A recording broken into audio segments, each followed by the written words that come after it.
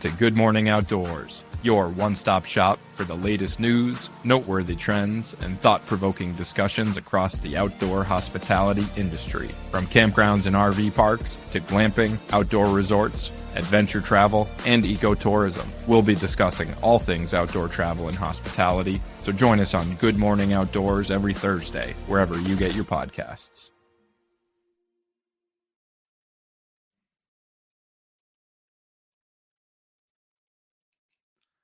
Good morning. Good morning. Welcome, everyone. Obviously, this is a little bit of a special episode, as you can see, with Matt and I together here in Syracuse. So really great to be with you today and do this on site. It's not often we get to see each other in person. Yeah. How's it feel to be a Central New Yorker? It's nice. Made a little bit of a move over the last couple of days. And it's different than Lake George for sure. But enjoying it so far. We've had a little bit of rainy weather happening, but really excited to be here. Awesome. Well, welcome. It's fun to have you down the road a little bit at a new endeavor, a new campground business endeavor, which is always fun to get involved with new people and new relationships, new properties. This is a really cool one, waterfront marina, bar and restaurant. So really great hospitality business that we're super excited to get involved with and put our fingerprints on it. So more to come on that. Certainly we've got some fun news this week, and thanks everybody for tuning in, and let us know where you're joining from in the chat. And what do you say? Let's dive in here. Let's do it. Before we get to today's news, a couple of sort of announcements and housekeeping items. Know that the Campground Solutions West Summit happened this week. I think it's wrapping up today out west for all of our friends. Obviously, we in the Northeast have the NCA show that we go to, but that's a really great opportunity for folks in Nevada and California and everybody to get together. So hope everybody had a great show there. Next week, on a bit of housekeeping, you will be out at another great conference happening on April the 10th, next Thursday. We'll be having a special guest come and fill in. She's really excellent also here in New York. We'll kind of continue to tease that and share who our guest is going to be leading up to next week's episode. But Matt, just tell a little bit about the conference that's happening and why you'll be not joining us next week. Yeah, super honored to be included in this event. Little, surprised and honored, I think is an accurate way to put it. It's an event that's put on by Live Oak Bank at their headquarters in Wilmington, North Carolina. So we'll be staying for a couple nights in Wrightsville Beach.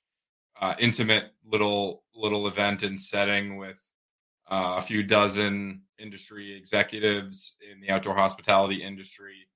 So some great programming and activities put on by Live Oak Bank.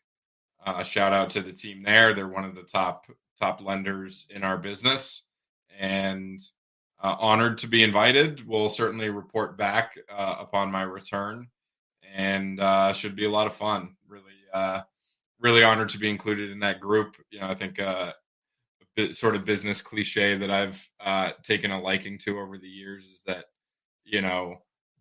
don't try to be the smartest or most knowledgeable or most successful person in a room. And I think I can confidently say that I will be none of those things in this room, and will be surrounded by really, really exceptional people who have had a ton of success in this industry. So nothing but a tremendous learning and networking experience and opportunity. So looking forward to that. And then, Matt, the first few weeks, we've obviously talked about your property, Covered Bridge Campsite in the Catskills. We'll be doing some fun stuff there over the weekend, hosting a fly fishing guide with all of our team. Really great property on the Willowemont Creek for fly fishing. So always exciting to get out there, and hopefully, the weather will be nice. We'll be able to do some fishing. We'll have some photographers and a videographer in there to really capture the experience well. So it should be really, really fun coming up here in a couple days. Yeah, looking forward to that. Bringing the family down, getting the team together, sort of dual purpose and benefit here of kicking off the season with some changes. We talked about the Jupe tents that we are planning to set up in the next couple months. Those have been ordered. We're working through the planning process there, getting those listed for some pre-leasing and, really want to up our game with the content, but also just great events to get the team together, doing a fun activity, doing some bonding, as is important in the hospitality industry to foster a real strong connection with the team. So all the above, great opportunity to do that this weekend with, a local business partnership that we've forged with Trout Town Flies in the great town of Roscoe, New York, and a couple of the guides and the owner over there. So it should be a blast. We'll have some fun video and photos to share soon enough. And, it's busy season. It's April. We're opening May 1st. Got a lot of work to do. Just working through all that. So it's been fun.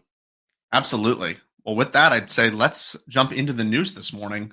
We're going to start with a bit of a familiar mention. We mentioned Under Canvas last week in the news as well, and I think we've mentioned them a couple of times so far. They recently announced the launch of what they call their outdoor collection brand and the purchase of the property, the Fields of Michigan. Now, Under Canvas is kind of launching this. We've seen, similar kind of brand deals on the hotel side. And really, I think companies are finding the creative ways to grow their inventory and kind of create these brand partnerships. But with this, they're not only launching the collection, but also the purchase of this really spectacular property. So the Fields of Michigan is founded by, Irene Jones. She built 19 keys on this kind of family-owned blueberry farm, really deep sort of experiential components to this property with like the farm-to-table dining and chef-inspired meals. They've got, wine tastings that are curated by a sommelier. Like everything like that is just, something that is continuing to grow. Spa services down by the river, hiking trails. She's got a great kind of marketing and business background. And after 7 years of running the property, she's really, sold. So congrats to Under Canvas. Matt, what do you make of this deal and them really purchasing this property and launching their outdoor collection? I love it. At a high level, I love it. I think it's great for the industry. Huge kudos and congrats to Irene and the team over there. They've put out a ton of great content and shared their story and shared how they've had such a great success with, as you noted, a very experience rich business and phenomenal property over there. I found it very interesting from the Under Canvas side, just that their name and their brand, they're super brand forward. I think it's a great move. I didn't necessarily expect it for them to kind of branch out with taking on other brand names. I'm a fan. The other property, Bar and Ranch, really, really cool property, phenomenal property. My immediate takeaway was that it's a traditional lodge. It's kind of an old timey lodge. There doesn't appear to be any canvas on the property. Maybe I'm a little too literal with that, but that's where my mind first went. Is the name of the company is Under Canvas. That's their identity, is these canvas tents, really having that immersive nature experience. It's just a different experience to anybody who's glamped in a tent with soft walls, especially those light, airy canvas tents. There's no noise barrier. Like you hear the trees moving, you hear the birds chirping, the wind rustling the leaves. It feels like you're outside. So it's just a different experience, a different look. I think it's good. I think it'll take some, kind of evolving to integrate that. We seem to be in an era of kind of brand expansion and multiple brands living under the same roof, especially in our little corner of the hospitality industry. So encouraging this kind of activity is always good to see.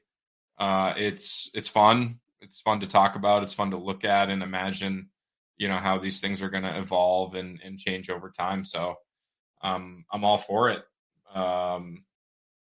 Yeah, absolutely. I think it's really smart for them to launch this as kind of a separate brand within the Under Canvas ecosystem in itself by branding it as this outdoor collection. I think it does preserve kind of their own properties. And of course, we talked last week about the $50 million kind of bolstered spend that they were doing within their own locations, adding 2 new locations out west, really expanding the lodging on their properties. So they're kind of getting the best of both worlds in the sense that they're making their properties better, continuing to own more high quality real estate and really great markets and locations. But the Fields of Michigan has been one of the most sought after glamping properties, and Irene is kind of has been one of the most sought after not only leaders in the space but women in the glamping space. You don't see too many properties that are wholly owned by a woman, especially on the glamping or more lodging side. So really, really cool property for Under Canvas to kind of bring into their ecosystem and obviously kind of purchase. But I think it does really, they do a good job of preserving the brand and kind of making it fit into the Under Canvas collection as well. So congrats to Irene, congrats to Under Canvas. Obviously we'll continue to sort of see how they continue to grow. I'm sure they're not stopping at 2 locations for this outdoor collection. This is just what they've decided to launch with. But really 2 great partners coming together, and excited to see how both of these properties continue to develop moving forward. The next story we'll talk about today really got on our radar from GMH Europe. So Leo, thank you so much for mentioning this on that episode. If you caught that, they discussed a little bit about HolaCamp raising $10 million. Of course, this is a European-based company with locations mainly in Spain and Portugal. They've got 11 locations, founded back in 2023. And they've got some really, big expansion plans on the horizon. They're forecasting or trying to hit about 30 million in revenue projected for this year in 2025. They're really discussed in the press release from them investments into data collection, booking engines, dynamic pricing, guest experiences, of course, obviously continuing to grow their locations, their lodging, all of that stuff. But I think it's, we talk a lot about consolidation here in the US or the North American market. That for sure is a thing kind of out in Europe as well. So with 11 locations, that is a lot for that kind of European market. So incredible growth so far. This is obviously a great investment from a capital firm to add another sort of 10 million to the fire here. Matt, how do you sort of, we don't talk or obviously know very much about the European camping market from personal experience, but we talk to a lot of folks who are over there who have projects in the works, who are continuing to do this. What does this sort of tell you about where things sit in the European camping market? Really great question. How I look at this is that in Europe, this market of glamping and outdoor lodging, I wouldn't say camping, but on the higher end of the market with glamping and outdoor lodging, it's a far more mature market in industry in Europe than it is in the US. We just talked about Under Canvas, who is kind of viewed as the pioneers of American glamping. And they were founded around 2010, I think maybe 2009, which to us in America is a lifetime ago in the glamping world. And, they cite their direct inspiration from actual safaris in Africa. And that's kind of where this was all born. And naturally, people who are located in Europe had more convenient access to safaris in Africa than people in America do, for the most part. It's shorter flight. And so I think that's kind of the way oversimplified story here of, we're seeing these kind of investments. That's a significant chunk of change invested in a company that has 11 locations, all focused in Spain and Portugal. They've got a cool mix of cabins and bungalows and tent camping. So a pretty eclectic mix. Looks to be focused on coastal properties. You kind of have that beachy vibe, but encouraging. Love to see it. I think it just shows us the path that that is possible in America. We're seeing all these news stories where we're commenting on them ourselves in America, but it's really still the beginning. Even though we're 15 years into it, we're still at the beginning. There's still so much more to build out in the industry and figure out, and so many new players are jumping in, and they're going to have great stories 2, 3, 5, 10 years from now. So I'm excited. I love to see these things. I think they're kind of breadcrumbs for where we can take things in the US. So all encouraging and fun stuff. Absolutely. And I love where the investment is going as well. I think focusing on the data, the tech, really getting the pricing right. They're being incredibly smart about it. This feels like the type of startup environment and really just company leadership that you really need to grow this into a larger brand and continue to get more locations. So really encouraged by that fact that this is not just real estate and lodging that they're putting into. They're valuing the guest experience. They're valuing technology in how to continue to use better customer data to personalize experiences. That's the type of thing that they need. And going to be really excited to hopefully see more of these type of projects come up. But really amazing for HolaCamp. And who knows, maybe someday we'll get out there and see one of these 11 locations in person. The next story we've got today is a little bit of a fun one. I think we both kind of first saw this from Joel Holland, who we both know well, CEO of Harvest Toast on LinkedIn. They had a little bit of a press release or an announcement, you should say, as well from the Harvest Toast brand. But they announced what is called RV Rides by Harvest Toast. So Uber and Lyft, look out, because there is now RV sharing or pooling kind of coming to the market. Obviously, most people probably know of, an RV share or Cruise America type of RV rental service that exists in the market today, where anybody can just sort of get it and who's new to RVing, doesn't own one, and see the country. They dropped a YouTube short with this announcement to kind of describe what this is. And it's really, getting with a bunch of folks and pulling your RV from one place to another. I think it's a really interesting concept, I would say. The reaction was a little bit mixed, as far as some people were a little, kind of funny about it. What do you think, Matt? Is this going to take fire, or is this something that maybe a little bit too crazy for the time? Really good question, and super fun thing to just talk about. It's not for me. I am not the customer. It gives me flashbacks to using Uber Pool in college, and just, you never know what you're going to get, who you're going to be sitting next to, and that, it's I would say it's a certain type of customer. I think there's plenty of those people out there. And I think what I love about this is that there was kind of some tongue-in-cheek humor from Joel, who we've both had the privilege of spending some time with. Super sharp guy, understands the industry as well as anybody, is really making an impact and putting his fingerprints on our industry, which is fantastic. So they had the tagline, because nothing says road trip like 10 strangers, one bathroom, and a dream, which is just fantastic, because it shows the awareness of like what this is. I think it's great. I think it's going to get a lot of use. I think it's going to get talked about a lot. Like I said, I never plan on using this, and I am a Harvest Host customer and member.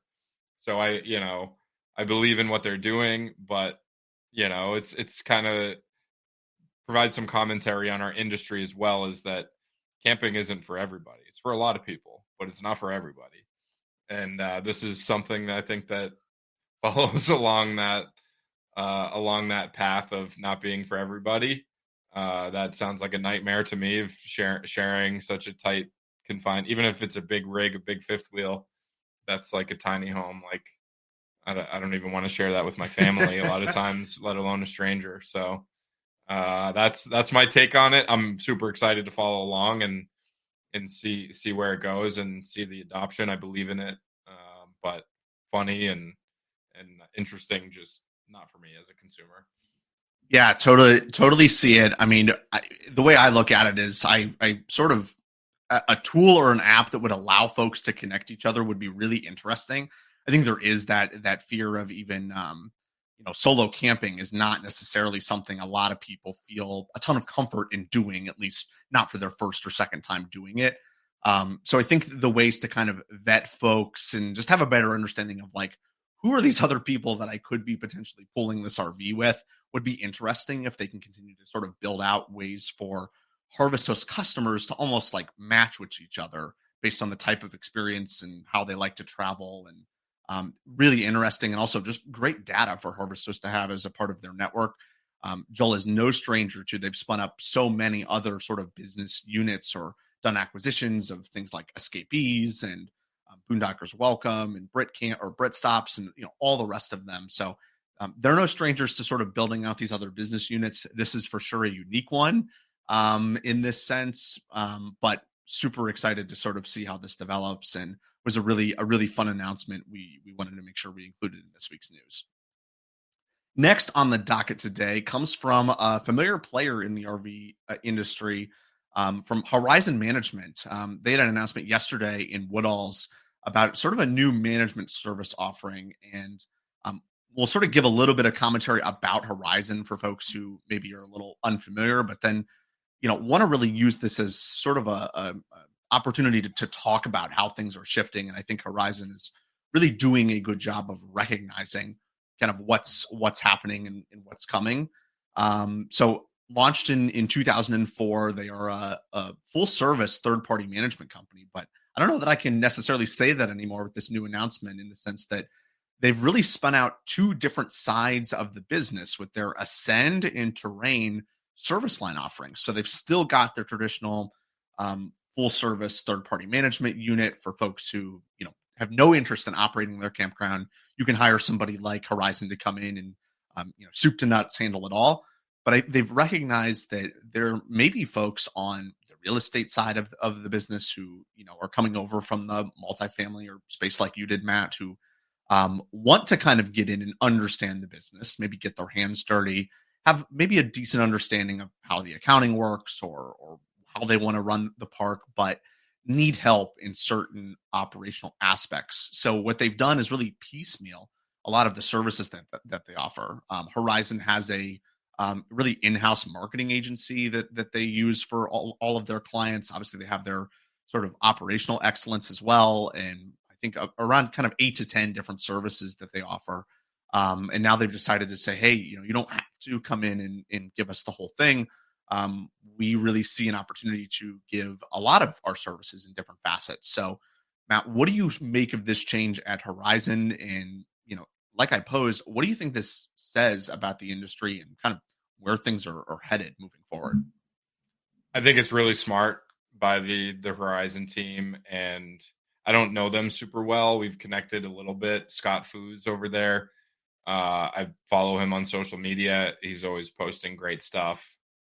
I see that they are a very innovative, kind of cutting edge, industry leading team in this space. So shout out to them. I think it makes a ton of sense because it's a hard sell to sell third party management. I think in anything that's hospitality oriented, especially in our business, it's so mom and pop oriented and dominated. So we it's such an interesting subject to discuss third party management of these types of businesses and assets with such predominantly mom and pop owners. These businesses are family businesses. They're the legacy of the owners. You do see some mom and pop owners stepping away, and maybe it doesn't make sense to sell, so they find a third party manager.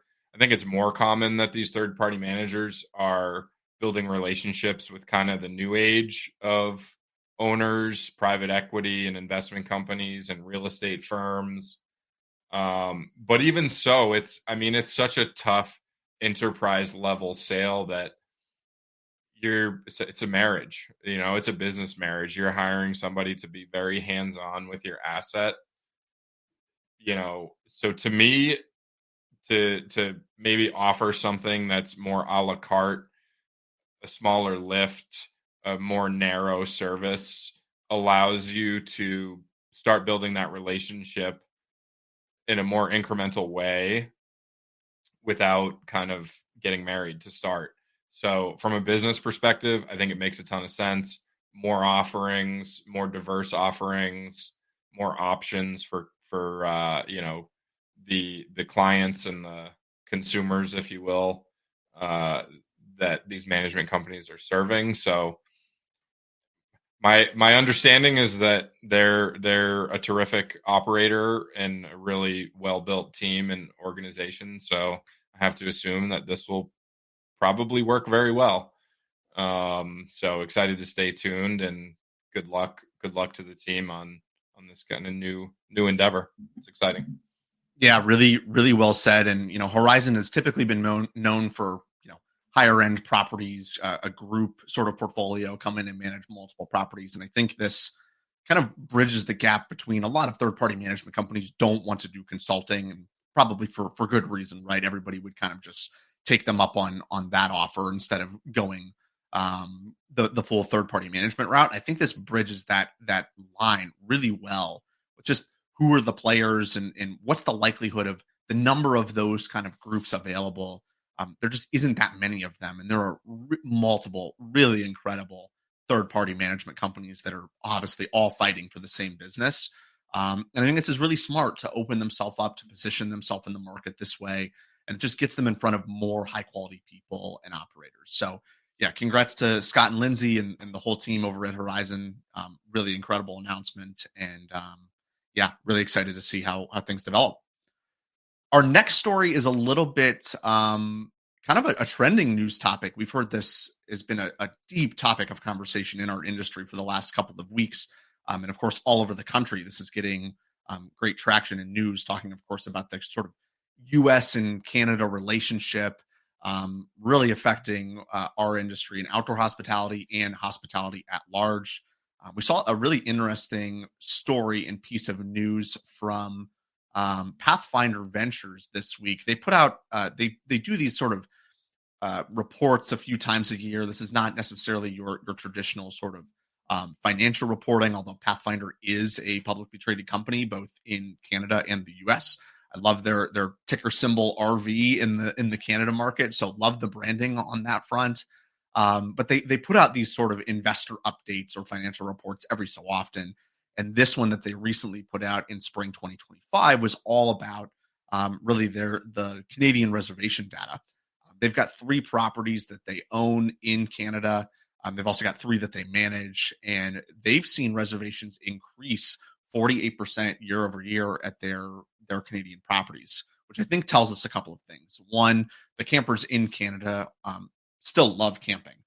They're still doing it. They're still making the reservations. They're just not making them in the US. They're staying home. They're making that travel more closely to home in those locations that they have. Looking ahead, they also indicated advanced reservations for upcoming months are also already up about 10%. So good data sort of in the near future, really high increase. So obviously almost 50% increase is substantial for them. But you got to kind of look at this as, look, they although they're I would say one of the sort of property companies in Canada that has more than one location, and it's a good piece of data. We're only really talking about 6 properties here between the 3 that they own and the 3 that they manage. So a little bit of good data on that side, obviously a little bit concerning of sorts for properties here in the US, obviously here in New York, Vermont, really, all over the Northeast here. A lot of Canadian travel coming in, as well as, to places like Florida, where Canadian travelers will come and often go down and make that bit of a travel. So this may be sort of a sign of more things to come with Canadians canceling their reservations or making changes. But Matt, how do you really see this news and how this fits into recent news and events? It's a mixed bag in my mind. It's good to see that the demand is there. It's just not coming to the U.S. anymore, or for the time being. You mentioned, there's a grain of salt here that it is a pretty small sample size. It's not not insignificant though. It's, it shows how, politics and international relations and everything trickles down. We're seeing a real effect in our industry. We see it firsthand. We're in Syracuse, New York right now, not far from Canada. We see in the Adirondacks and kind of in North Country, as we call it, in upstate New York here, that some parks cater completely to Canadian customer bases. And that's what always scared me as an investor. When I started looking at parks in the Adirondacks, it was coming into the COVID era, and there were parks that were completely shut down because they were seasonal parks rented to full season RVers that were 100% Canadian, and the Canadians could not cross the border. So you have this industry that at a macro level has terrific fundamentals, incredible demand outpacing supply. And then it COVID exacerbated that, but that was the story for decades and decades and decades. Campgrounds are full, especially in the Northeast. That's just the way it is. But then you see this micro effect from park to park that, you go 100 miles south and if that's too far for Canadians and it's an American customer base, that park is having the best year it ever had in its history, in its maybe 60-year history. 100 miles north, a park is completely empty because their customer base cannot cross the border. I looked at that and it made me nervous as an investor looking at parks for sale in the Adirondacks. On one side, I said to myself, well, that's probably never going to happen again. Like there's probably never going to be a world event like that, or at least it'll be a long time, or that's such like a minute set of circumstances that if it's a great investment and it, goes to zero for 1 year, like hopefully over a long time horizon, 20 years, still a great investment. But then something like this comes along where it's obviously, luckily it's not a pandemic where, it's literally a life and death scenario. This is politics and tensions, but it's having an effect on these parks that have Canadian customer bases, a very serious effect. And I thought it was interesting that on the Pathfinder Ventures website, they directly referenced tensions between the U.S. and Canada. And a little anecdote, my father-in-law was and mother-in-law were in Europe and happened to be traveling and met some Canadians, and it became a topic of conversation of how Canadians don't want to come to the U.S. I stay out of politics. I'm not a political person, but you see these things happen and it's having a real effect on our industry. It's real for a lot of folks. Right. You can kind of have your denial and like try think, oh, everything's insulated and it's politics. It's only 4 years. We'll have a new president and whatever your politics are, but it's having an effect. And we've had multiple stories now over the last few weeks about, federal lands, layoffs at national parks and national forests. We didn't put it on our agenda for today, but there was a story that came out yesterday about the federal lands going up for sale, which would change the landscape. It's the land that's in discussion is around national parks and national forests. So that's my takeaway, is that all these different little political things, whether it's international relations or layoffs or, government spending cuts, we're seeing real tangible effects on our industry and not good ones. So. Yeah, really well said. I know a lot of obviously great folks on the sort of management and ownership side of the business as well that are being hit really hard, and people having to even lay seasonal workers for the summer off because they don't anticipate being busy.